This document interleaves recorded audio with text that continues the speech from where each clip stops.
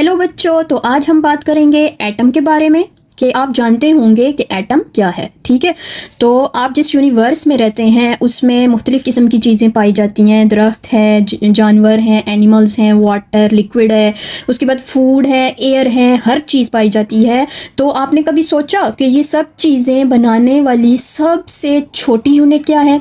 जैसे आपका मकान, आप अपना मकान को देखें तो उसको बनाने वाली सबसे छोटी यूनिट है आपके मकान की एक ईंट दूसरी से तीसरी से चौथी, ये सब ईंटें, ये सब यूनिट्स आपस में मिलकर आपके मकान को एक शेप देती हैं। आप उसे बोलते हैं मकान। अगर आपसे कोई पूछे कि what is the smallest unit in your house, तो आपका जवाब होगा ब्रिक्स। ठीक है, तो इस यूनिवर्स में पाई जाने वाली हर चीज़ को हम मैटर का नाम देते हैं, हर उस चीज़ को जिसका कोई मास है और वो जगह गिरती है।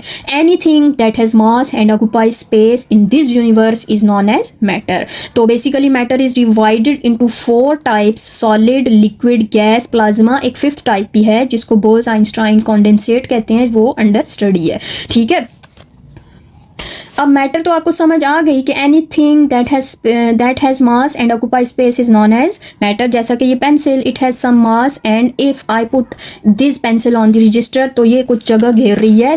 This pencil occupies some space, तो इसका मतलब है कि ये मैटर है। ठीक है, और ये सॉलिड टाइप है मैटर की। तो इस मैटर को बनाने वाली सबसे छोटी यूनिट को आप क्या कहते हैं? Atom. Matter is made up of extremely tiny particles known as atom. यानी इस यूनिवर्स में जितना भी मैटर है वो सब मैटर एटम से मिलकर बना हुआ है। तो बच्चों, आपके जहन में ये सवाल आएगा कि अगर सारे का सारा मैटर एटम से मिलकर बना हुआ है तो फिर सब चीज़ें एक जैसी क्यों नहीं है? चीज़ें एक दूसरे से डिफरेंट क्यों हैं? तो इसका जवाब आपको मैं वीडियो में आगे जाकर दूंगी, इसीलिए आप मुझसे जुड़े रहिए और वीडियो को पूरा देखें।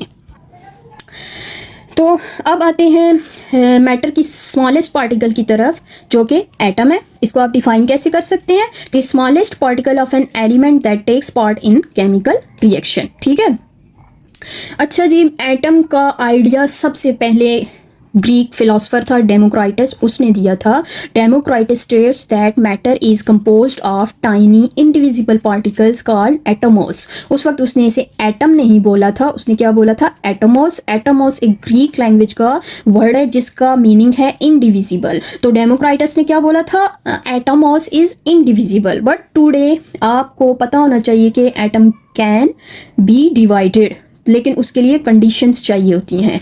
तो उसका जो ये आइडिया था कि matter is composed of tiny indivisible particles, though that was just philosophical idea, not experimental idea. वो एक फिलोसफर था। तो यहाँ तक आपको समझ आ गई कि आपकी सारी यूनिवर्स मैटर से मिलकर बनी है। मैटर जो है वो 5 टाइप्स का होता है, जिसमें solid, liquid, gas, plasma and Bose Einstein condensate शामिल है।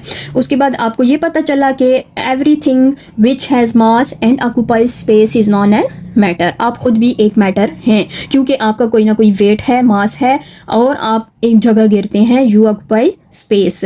तो उसके बाद मैटर की जो स्मॉलेस्ट यूनिट है that is known as atom. तो today what is atom? Modern day definition की तरफ आते हैं हम।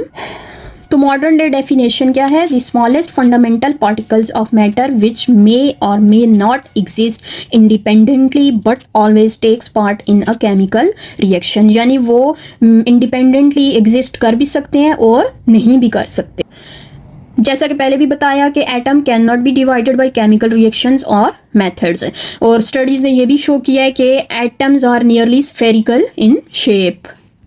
इसके अलावा जैसे कि बताया कि वो इतने टाइनी होते हैं, इतने छोटे होते हैं कि हम उन्हें नेकेड आई से नहीं देख सकते। उसको देखने के लिए हमें स्पेशल इंस्ट्रूमेंट्स चाहिए होते हैं। ओके जी, तो हमने उसके साइज़ पे इतना ज़ोर दिया, तो आपके जहन में ये क्वेश्चन होगा कि आखिर एटम का साइज़ होता क्या है? तो उसका साइज़ इतना छोटा होता है कि उसके लिए हमें एक यूनिट लेनी पड़ी जिसको हम कहते हैं नैनोमीटर। उसको हम मीटर में नहीं, सेंटीमीटर में नहीं, मिलीमीटर में नहीं मेजर कर सकते। Size of an atom is nearly equal to 0.1 nanometre. आप यहाँ से अंदाज़ा लगा लें कि ये नैनोमीटर कितनी छोटी यूनिट है कि 1 नैनोमीटर कितने मीटर के इक्वल होता है? 10⁻⁹ मीटर के। यानी आपके पास लेट सपोज ये 1 मीटर की पेंसिल है, ठीक है, आपके पास ये 1 मीटर की पेंसिल है और आप इसके पीसेस करते जाते हैं करते जाते हैं करते जाते हैं, आप इसके इतने पीसेस करते हैं कि वो हो जाते हैं 1 बिलियन। अगर आप इसके 1 बिलियन पीसेस करें तो उसमें से हर पीस जो है वो एक एटम के साइज के बराबर होगा। यानी 1 billionth of a metre is 1 nanometre.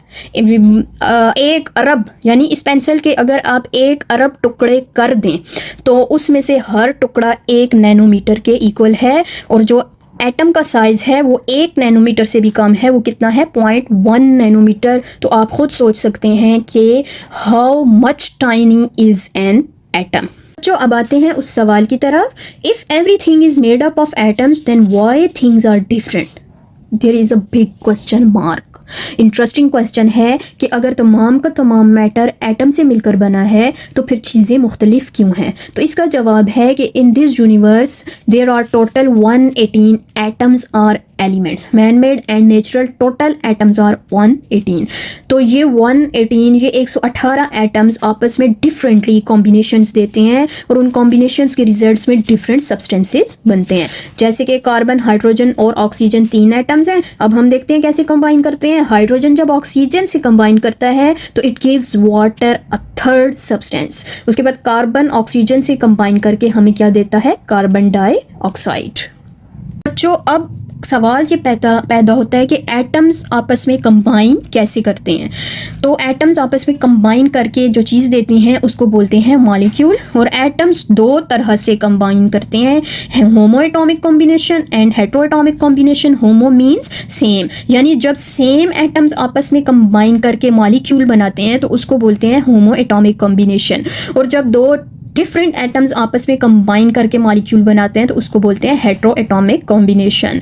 अब जो होमो एटॉमिक कॉम्बिनेशन है उसमें फर्दर मॉलिक्यूल को हम डिवाइड करते हैं 2 टाइप्स में, mono atomic molecule and di atomic molecule. तो बच्चों ऊपर मैंने आपको बताया कि molecule when an atom or group of atom exists freely that is known as molecule. आपने इस डेफिनेशन को याद रखना है। अक्सर बच्चों के जहन में ये होता है कि मॉलिक्यूल वो चीज़ है जो हमेशा 2 या 2 से ज़्यादा एटम से मिलकर बनती है, उसको हम मॉलिक्यूल कहते हैं। लेकिन बच्चों molecule can be mono atomic, ठीक है, मोनो एटॉमिक मॉलिक्यूल भी हो सकता है। शर्त ये है कि दैट कैन एग्जिस्ट फ्रीली। तो आप नोबल गैसेस की तरफ अगर आएँ तो नोबल गैसेस एक मोनो एटॉमिक मॉलिक्यूल की एग्जाम्पल हैं जो कि नेचर में फ्रीली एग्जिस्ट करती हैं, नियॉन, आर्गॉन एंड जीनॉन। तो यहाँ तक आपको समझ आ गई कि एटम्स होमो एटॉमिक कॉम्बिनेशन में मॉलिक्यूल्स देते हैं। 2 मॉलिक्यूल्स की 2 तरह की टाइप्स होती हैं, mono atomic molecule and diatomic molecule. Mono atomic molecule की एग्जाम्पल में नोबल गैसेज आ जाती हैं।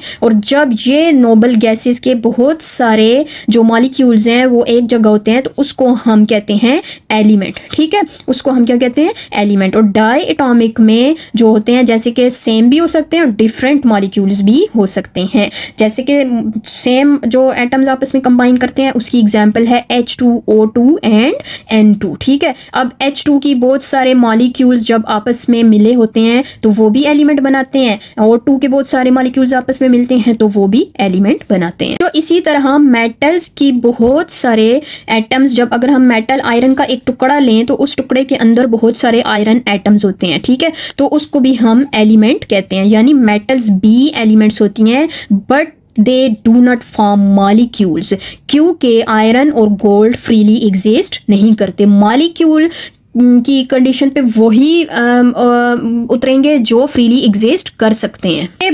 ओके बच्चों, तो हमने देखा एटम 2 तरह से कंबाइन करते हैं, होमो एटॉमिक, हेटेरो एटॉमिक। होमो एटॉमिक में हमने देखा वो मॉलिक्यूल 2 तरह के बनाते हैं, मोनो एटॉमिक, डाई एटॉमिक। उसके बाद वो जो मॉलिक्यूल्स होते हैं उनकी अगर हम ज़्यादा उसमें लें, तादाद में लें, तो वो एलिमेंट्स बनाते हैं। अब आते हैं हेटेरो एटॉमिक कॉम्बिनेशन की तरफ, तो हेटेरो का मतलब होता है डिफरेंट। तो जब 2 डिफरेंट एटम्स आपस में कंबाइन करते हैं they also form molecule and that molecule is known as heteroatomic molecule। अब जब this heteroatomic molecule बहुत सारे इकट्ठे होते हैं तो उसको हम कहते हैं कंपाउंड, ठीक है। अब जो होमोएटॉमिक मॉलिक्यूल बहुत सारे होते हैं तो उसको हम एलिमेंट कहते हैं और जो हेटेरोएटॉमिक मॉलिक्यूल बहुत सारे होते हैं तो उसको हम कहते हैं कंपाउंड। तो फाइनली मैं आपको ये बता दूं कि एटम, मॉलिक्यूल, कंपाउंड और एलिमेंट कैसे आप समझ सकते हैं, कैसे आप याद कर सकते हैं। एक सिंगल हाइड्रोजन है तो वो एटम है, और डबल हाइड्रोजन है तो वो हमारे पास मॉलिक्यूल है, डायटोमिक मॉलिक्यूल है। Neon is the example of monoatomic molecule. और जब बहुत सारे हाइड्रोजन होते हैं तो उसको हम कहते हैं एलिमेंट। और जब हेट्रोएटॉमिक मॉलिक्यूल की एग्जांपल है वाटर, और बहुत सारे हेट्रोएटॉमिक मॉलिक्यूल यानी glass of water is a compound. तो बच्चों ये मैंने आपके लिए लिख दिया। Hydrogen is atom, H2 is diatomic molecule, neon is monoatomic molecule. और बहुत सारे हाइड्रोजन मॉलिक्यूल्स जब आपस में एक जगह होते हैं that is element, H2 is heteroatomic molecule, और glass of water is a compound.